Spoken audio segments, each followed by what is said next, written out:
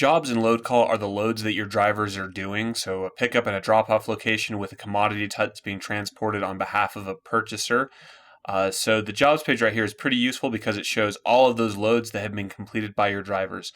Now within LoadCall, there's a little bit of a difference between jobs and tickets. Jobs are the loads that your drivers are actually assigned and that they carry out, and while carrying out and doing those jobs, they create tickets. So usually there's one ticket per job, but in some cases where there's multiple pickup or drop-off locations, there could be multiple tickets, and the ticket basically just has additional timestamps and the information that the driver puts in for how much of a commodity they picked up or dropped off and any of the associated measurements with it. So they look kind of similar, but they act quite a bit differently. We've got another video on tickets that goes through the ticket page and ticket windows that you can watch if you want to see those.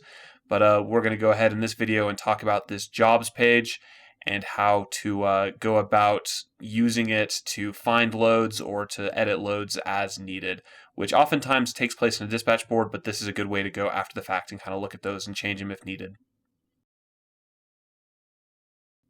So the main feature of this jobs page is this table that shows all of the jobs that's sorted by date created, so the newest jobs show up on the top.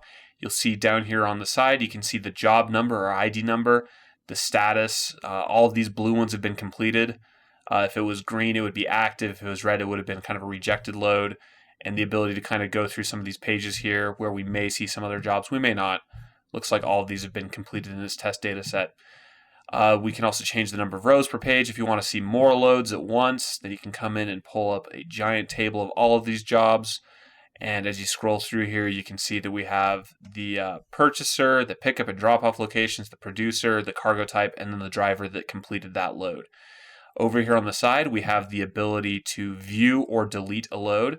The view we will cover in a different window or in a different video because it opens up a full different window in here that we want to cover in detail in a different video. And then you have the ability to delete loads, and if you do so, you have to put in a reason for a load deletion.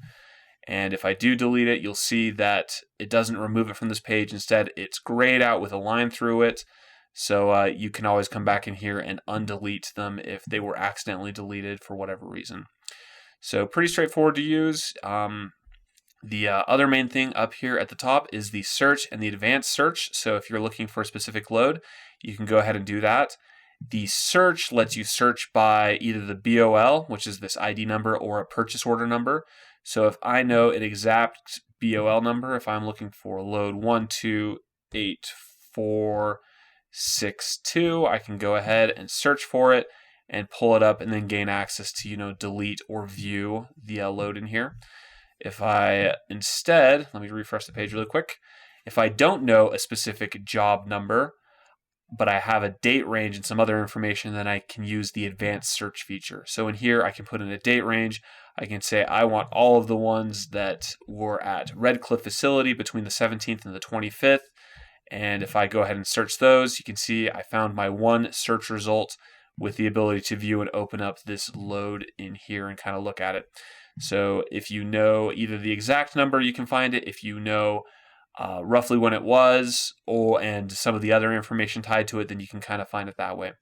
So yeah, we'll in another video kind of go over the view loads, but a lot of this stuff gets kind of done on the dispatch side of things where you're building these, but this is kind of a useful way to see it all in aggregate from all of your different dispatch boards on one big table.